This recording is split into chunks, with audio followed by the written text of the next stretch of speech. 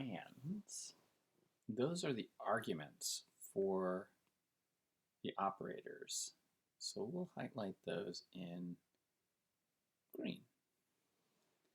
All right, so A is an operand for the equal operator, and B is an operand for the multiplication operator, and A and C here are operands for the plus operator. So that's operands. Let's do expressions next. I think that would be interesting. So, expressions. So we really have a whole bunch of expressions here. So this A plus C is an expression. And then the B times the result of that expression, A plus C, is an expression. And the result of that expression, B times A plus C, the negative of that is an expression. And then finally, the entire assignment, A is equal to the result of this expression to the right-hand side of the equal sign, that is also an expression. The assignment operator, that's pretty obvious. That's right here. And the L value, I'm just going to circle that. This is the L value. It's the thing that appears on the left-hand side of the equal sign. Wow, this is a very Eastery looking markup, but cool. Okay, so we have different types of operators, and I had reviewed this last class, but I want to go over it again because I feel like it's just good to have it online because we just talked about it and you can review it. So we have different types of operators. We have the unary operator.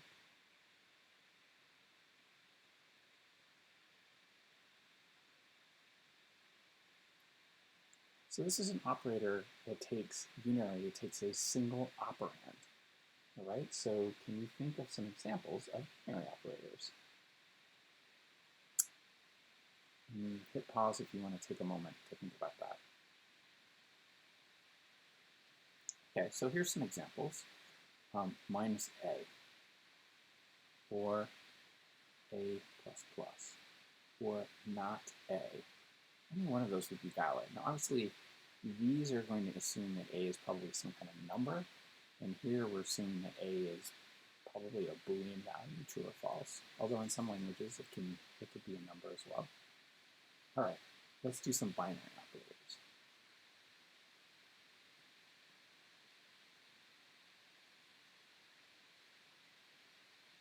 So think about a couple of binary operators.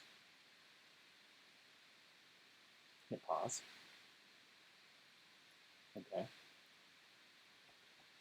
So, binary operators. We've got A plus B. We have A or B. And maybe A is less than or equal to B. A and B. So these are all different kinds of operators that each one of them expects 2 arguments. Now the last kind of operator is kind of funky and it doesn't get used very much. I've used it every once in a while in a language that's well disposed to this kind of operator, but the ternary operator is an operator that expects 3 arguments, right? And here I might say it's more of like a ternary expression. So it's an expression that contains, that has 3 operands. So here's an example of the ternary operator. So average is equal to count is equal to 0, question mark, 0, colon, sum divided by count. Okay, so this crazy expression this crazy ternary operator has a couple of parts to it. So the first part is this part. This is a Boolean expression. And the Boolean expression is going to be either true or false. So on the right-hand side of the equal sign, we have two different values that are going to be computed. So what happens is if the Boolean expression count equals 0 is true, then we're going to evaluate the expression to the left of the colon. If the expression is false, we're going to evaluate the expression to the right of the colon. So if you think about it, this particular expression seems to make a lot of sense, right? If you're trying to compute an average, but you have a count of 0, you don't want to take the sum and divide it by the count. And if you do that, you're going to get a division by 0 there. So instead, what we have is a very nice, neat, tight, and tidy expression that says if the count is 0, return 0. Otherwise, return sum divided by count to get the average. So it can be quite useful, although it's unusual. Okay. Now, let's take a look at an expression that might behave in a way that you would find surprising.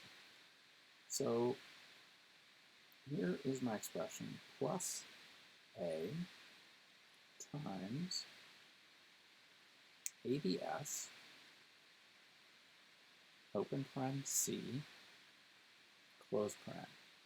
And I'm going to give you some values here. I'm going to say that A is equal to 2, ABS is equal to 3, but also a function.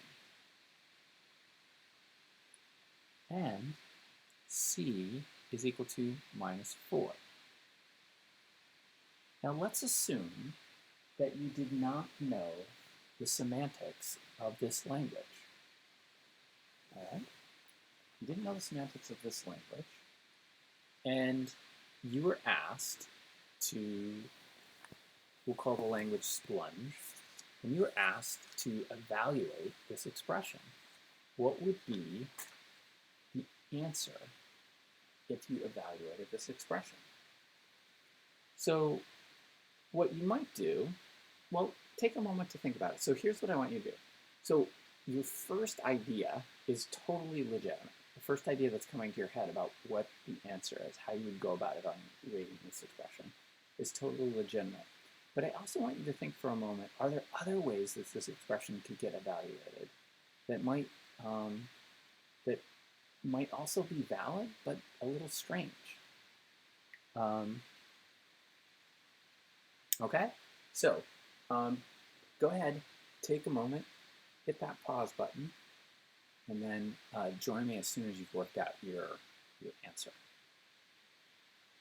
You get extra points if you come up with a slightly different answer. All right?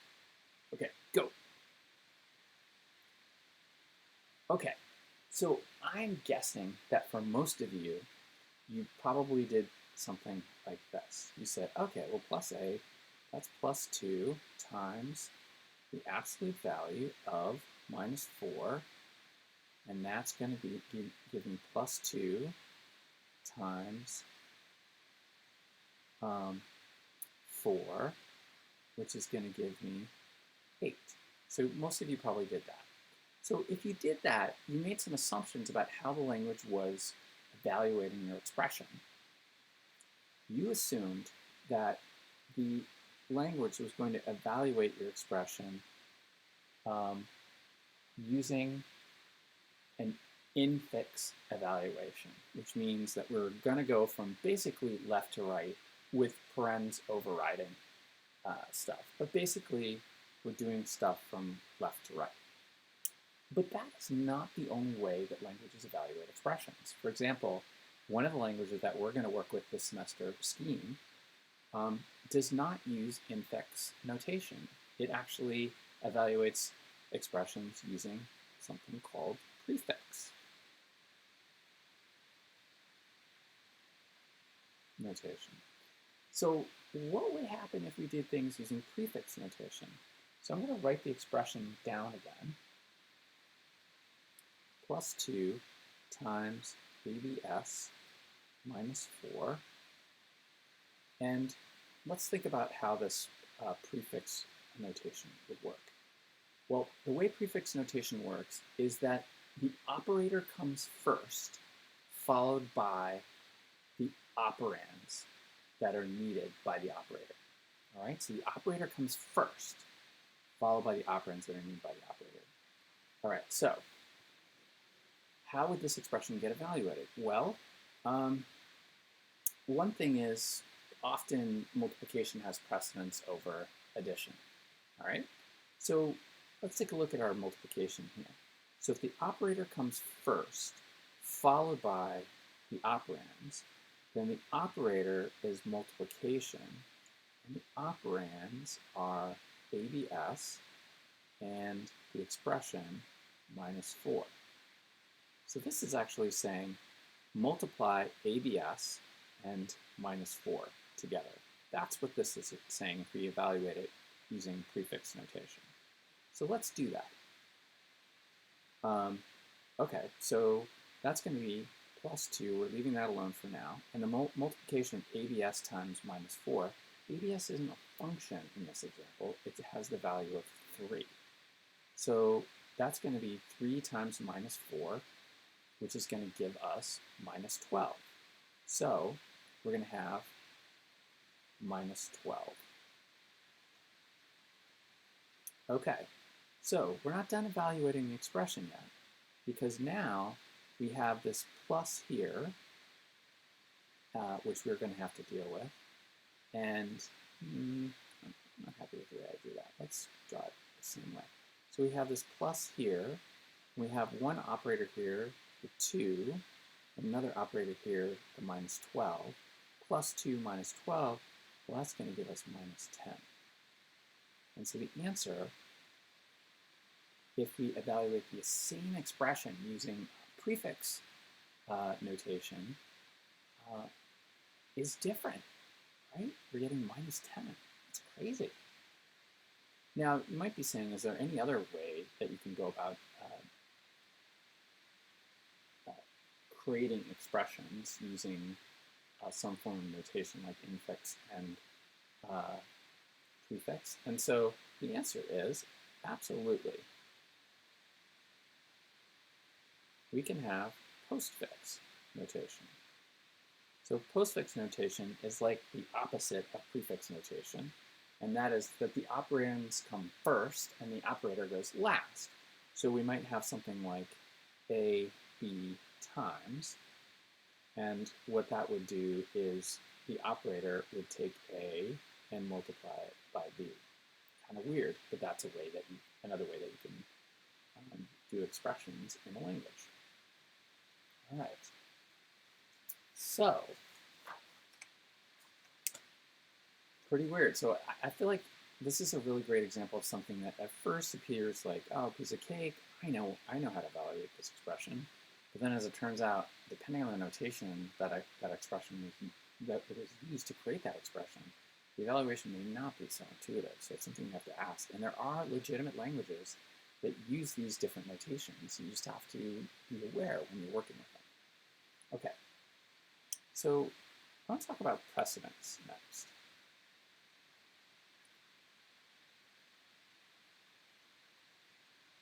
So precedence is, well, let's do an example, and then maybe we'll see if something makes sense or not. So 5 plus 4 times 2. Now, how would you evaluate this expression, right? So generally we try to use the rule PEMDAS, right? So parentheses, exponents, multiplication, division, addition, subtraction, okay? So that's the order that the operators are evaluated in a regular expression if you if you don't use parentheses, well, actually, I guess use parentheses first. You use parentheses to override the natural order. All right. So if we apply PEMDAS here, PEMDAS would say, well, first we're going to do multiplication, and then we're going to do the addition. Okay. So if we didn't do that, if we had no precedence, we would do 5 plus 4. If we just went from left to right, we would do 5 plus 4. That gives us 9 times 2. That gives us 18. Okay. All right, but let's look at this using PEMDAS. We're going to do 5 plus 4 times 2. So 4 times 2 is 8. And then that becomes 13. So we get two very different answers depending on the precedence of the operators that are present in an expression. All right, I'm going to give you a few operators and just see if you can order them. All right, so we have a binary plus operator. So that's an operator that takes two arguments to the left and right of that plus. Binary minus the star operator, which is an exponent, a unary plus, and a unary minus. Okay. So, oh, and multiplication.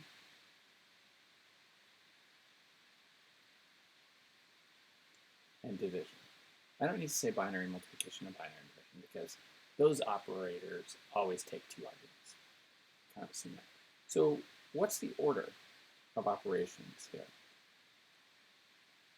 So take a moment and see if you can order those operators. All right, hit the pause button and give it a shot. Okay, so we're back. So now the order that these operators are going to be done in is we're going to do unary plus and minus, followed by exponent, followed by multiplication and division, followed by binary plus and minus. And if we look at PEMDAS, we're pretty much in that area. I mean, the only thing that's kind of funky here is the unary plus or minus, but we're basically saying that unary operator applies first before you do any other operation. So it actually squeezes in right between the paren and the exponent in PEMDAS.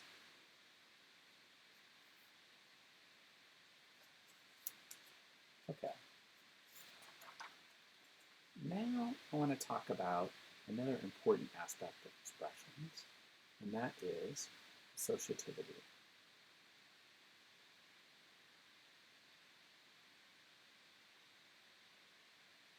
So I want you to evaluate the following infix expression. All right? 5 times 4 divided by 2 times, divided by 2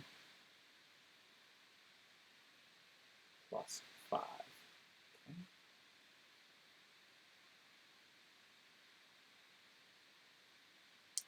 So, yeah, so hit pause and see if you can evaluate this.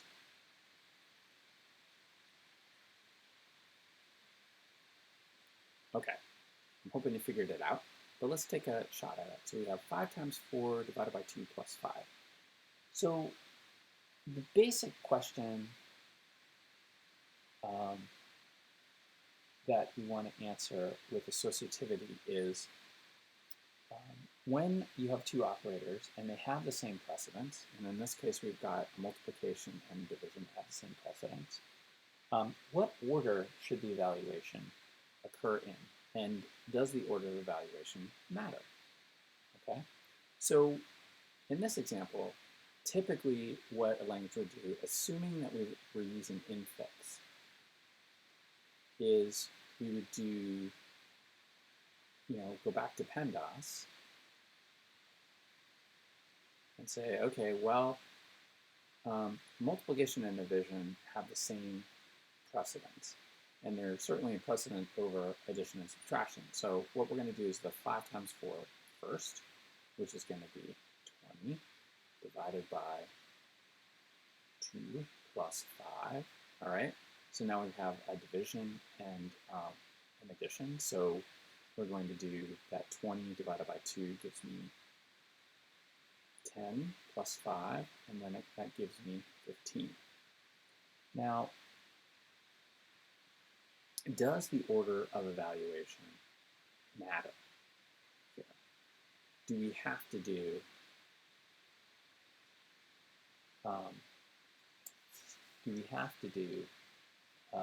things in this particular order, right, from left to right? And the answer is we don't, but we're going to look at it. So mathematically, it shouldn't matter. But the way most programming languages work is they will evaluate from left to right if the expression is described using infix. Okay. So, can you think of an expression that is evaluated?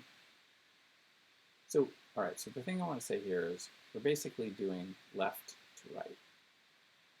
Okay, so is it possible to have an expression that's evaluated right to left?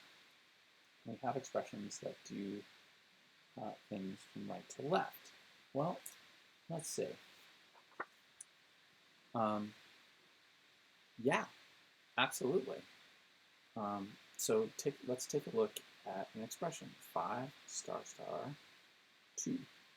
Well, that's the same thing as 5 to the 2, which equals 25, right? Well, what about this? 5 star star 2 star star 4. Okay, so how's that evaluated? Well, this is actually evaluated in this direction, right to left, because it is 5 to the 2 to the 4. So we really can't resolve this first part, the 5 to the 2 to the 4 part, until we resolve the 5 to the 2 to the 4. All right, so we're going to do the 2 to the 4 first, 5 to the 16, and then we'll figure out what that is. That's some big number. Okay.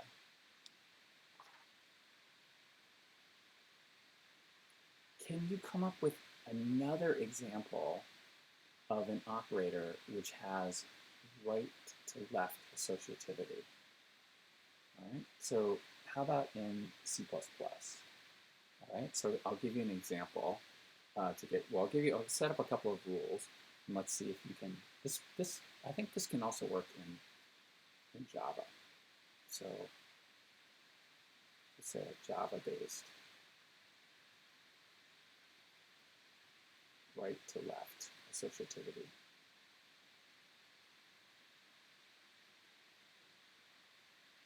For an operator, right? And I'll set up some ground rules. So, 1, operators have to have the same precedence.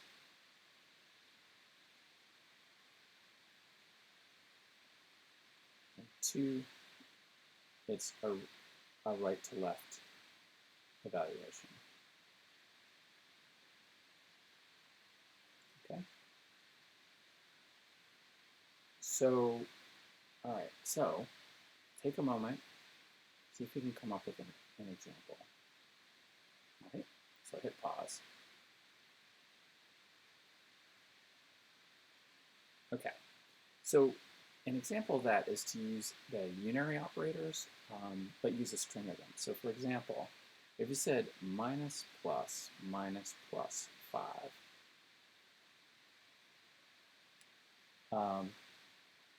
that is evaluated from right to left. We're going to do the plus 5 first, then we're going to negate it, then we're going to do make it plus again, and then we're going to negate it again. So we're moving this way from right to left. So there are other operators that are like that as well. So a plus plus operator, a minus minus operator, unary minus unary plus, if you stack them, these are all right to left associativity. Okay. Now, here's another interesting question. If I give you this expression, a plus b, oh, sorry, let me try that again. B plus a plus c. Now, you already know that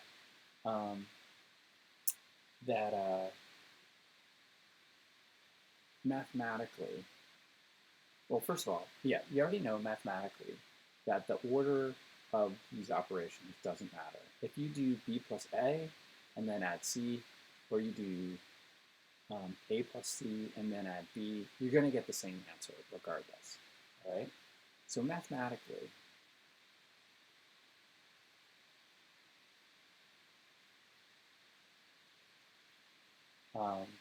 the order of evaluation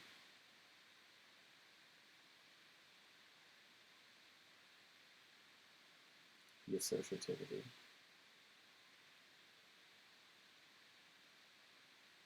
doesn't matter.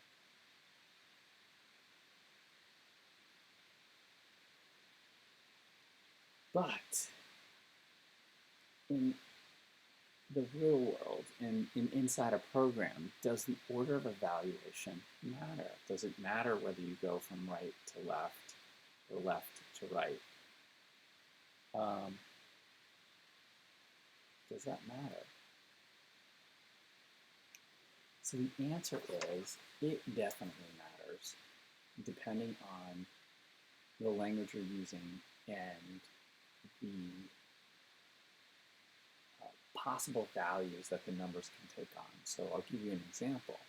If we have a equal to, well, let's do this first. Let's set up some types. So let's say we say short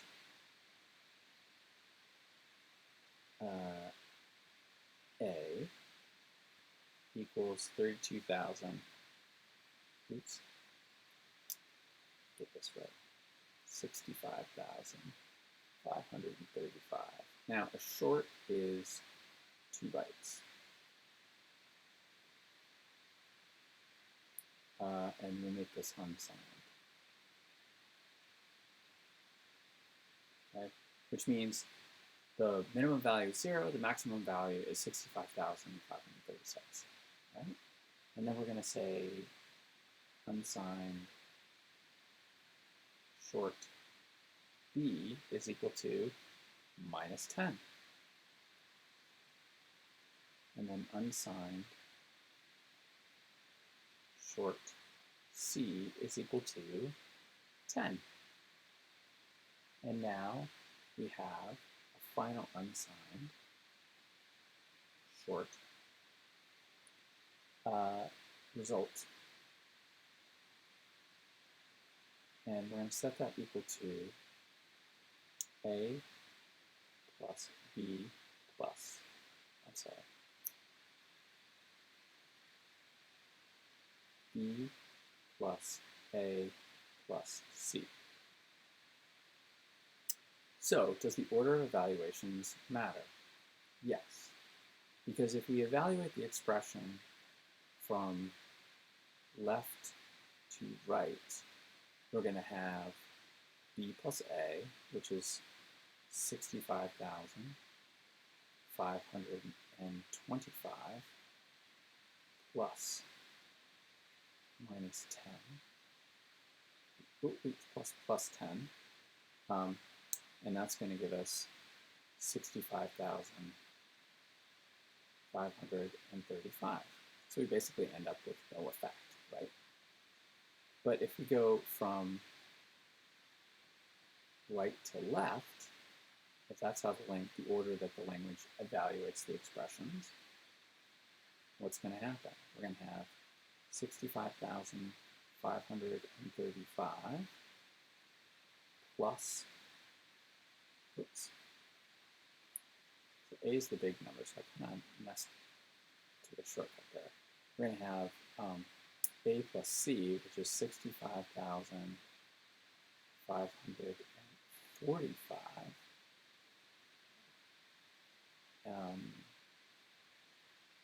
minus 10 plus 65,545. That's the expression we're trying to evaluate here, right? We're going to go from left to right, C plus A plus B, C plus A plus B. So C plus A is going to give us 65,545, and then we're going to have the plus B as the next thing that we're going to do, which would bring us back down to 65,535. The problem with this, though, is that 65,545, that is an overflow. A short, the maximum value in a short is actually 65,535. So, can't get any bigger. So when we add that 10 first, we end up with an expression that overflows. So that's not cool. Now you might be saying, well, that's kind of silly, and that would never, ever happen in any programming language that I ever want to work in. And you might think that would be true, but it's actually not, and I want to explain why. Sometimes a language, even if it normally evaluates things from left to right, will use rules of associativity and operators to say whether something is okay or not mathematically, and it might evaluate the operators in a different order. And so I'll give you an example of how that could happen. Let's say we did this.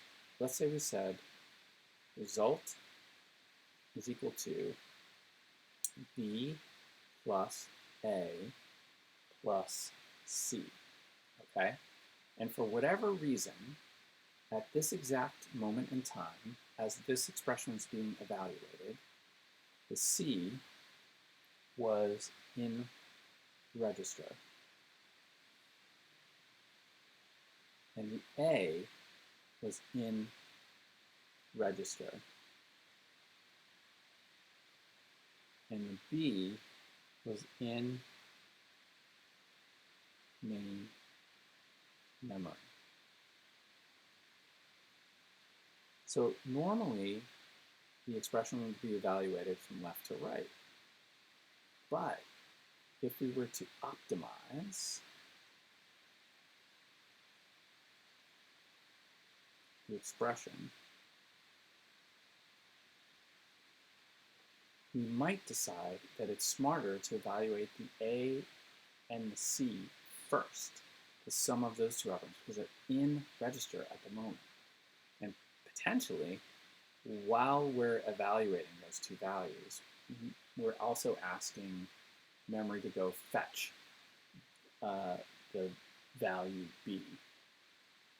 All right, so that would be like a smart way for a processor to go about doing the execution of this expression. So what's going to happen? Well, we already know. If A and C get added together first, we're going to end up with an overflow.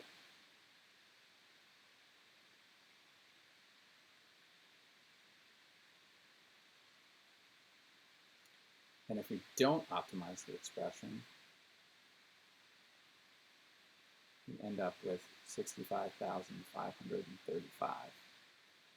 Now, what's maddening about this is that some languages, like C++, for example, will let you choose whether you want to optimize or not. So if you are in debug mode in C++, it injects all kinds of extra code into your code, into the machine language statements, basically, that allow your code to run, that let you interact with the debugger, and it provides all kinds of helpful information about how your program is running. It also doesn't optimize your code. So your code's going to behave exactly the way you would expect it to behave if you were looking at the code and evaluating expressions. Now, you can also compile C++ without the debugger and tell C++ just optimize the heck out of my program to make it run faster. And if it does that, then it will look at things like, are these two values in register, and it will change the order that operands are evaluated in an expression if it can see some kind of improvement, and as long as it doesn't violate mathematical rules behind how the expression is generated. So, how do we solve this problem? How would we get this expression to behave both the same way in the debugger as it does in with the optimizer? And the answer to that is we would just add some parens. Actually, I put the parens here. Right? That's saying add B and A first, then add C. Okay. But it gets even crazier. Let's take a look at another expression.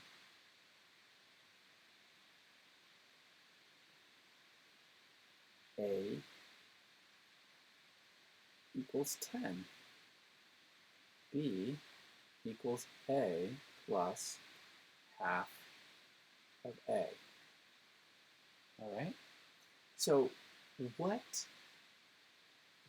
does this evaluate to? Well, let me see. Yeah, what does this evaluate to? But also, does the operand evaluation order matter in this example? I mean, does it matter whether we go from left to right or whether we go from right to left? Does that matter? Well, pause for a second to think of it. I think you know the answer is yes, but you may not know why. So let's just pause for a second to think about what might possibly happen if we go to get a difference if we go left to right and right to left evaluating this expression. All right? Hit pause.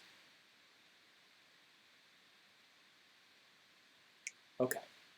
So let's assume that what half A does is it takes half the value of A. All right?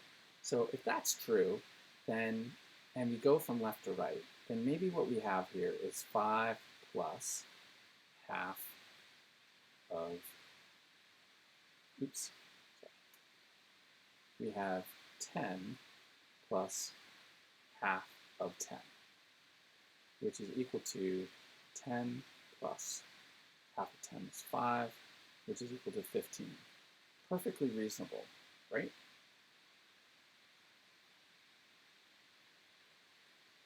But what if, and the order of evaluations here wouldn't matter, right?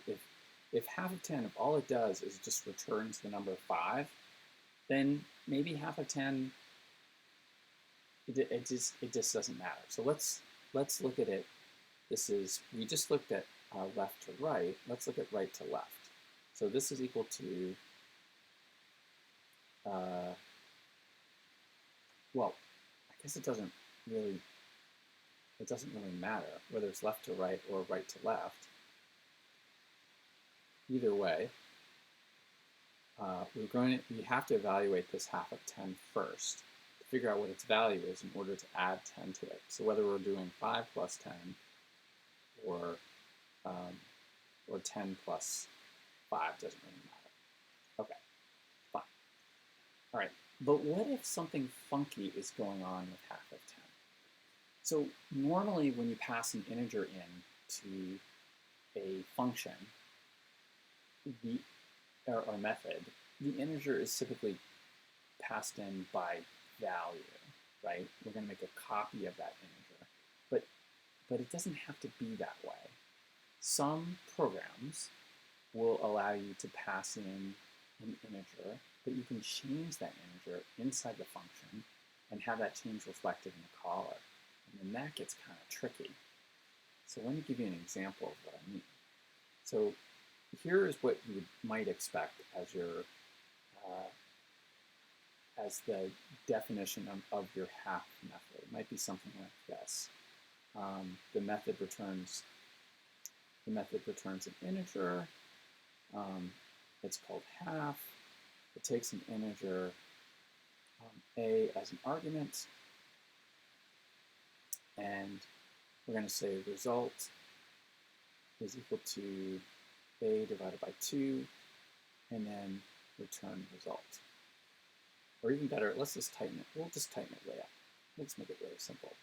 So we're just going to say return a divided by 2, right?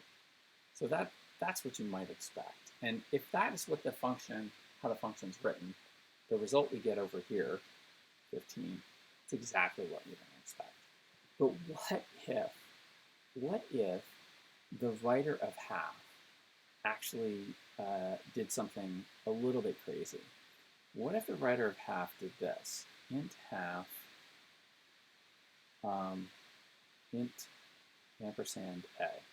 So this is an example of something called a reference.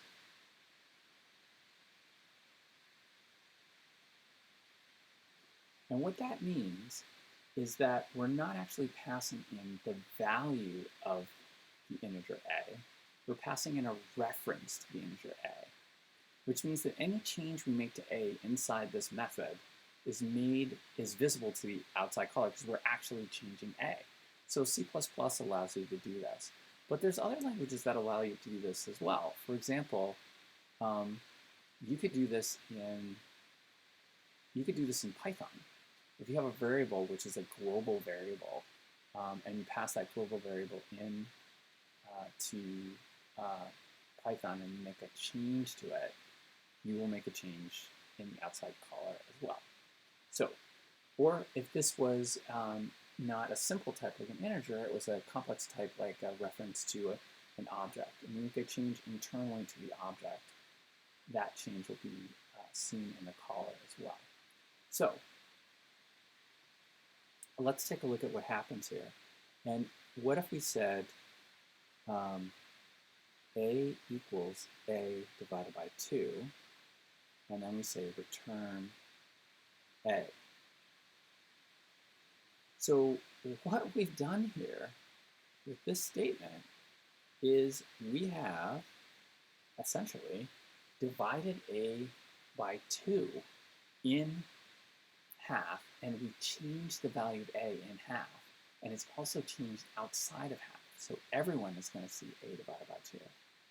Now things get really interesting, because if we go back to that expression and we say b is equal to a plus half of a, then what's going to happen is we're going to say, okay, well, that is the same thing as a plus half of, just repeating myself here, a plus half of a. Well, half of a, since a was 10, half of 10 is 5, okay? So how did I figure that out? Well, I took a and I put it into this method here, and the value of a is 10, and I said, well, set a equal to itself, 10 divided by 2, that's 5, so now a has the value of 5, and we're going to return a to the caller to return the 5.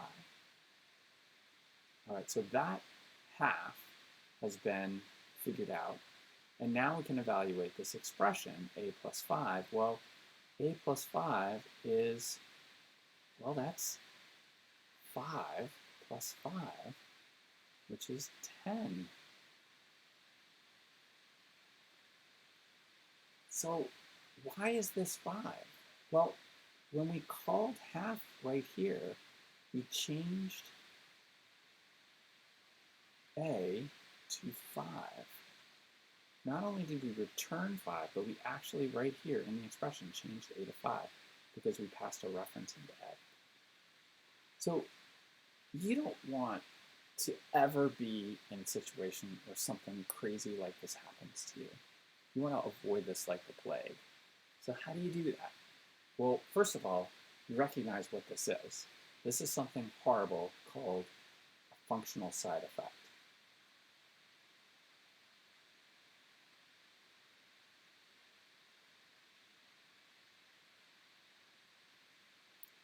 And you want to be super careful when you write code so you can avoid functional side effects in your code. How do you avoid functional side effects? Well, there's a couple things that you can do. One is no globals.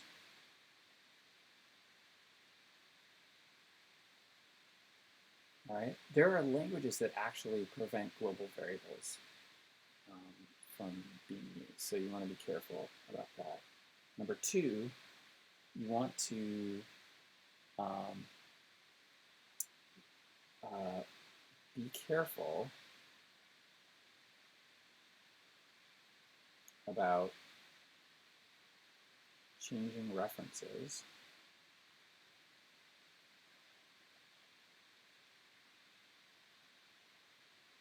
inside the method.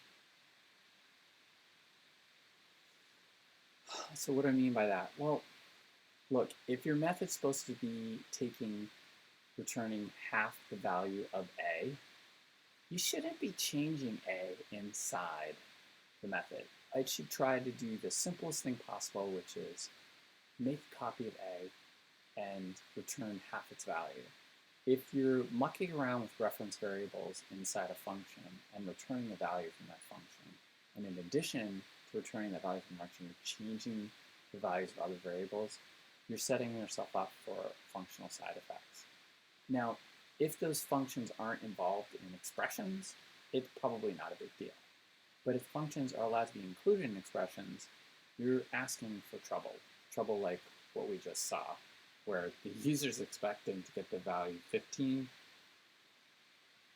but they're actually getting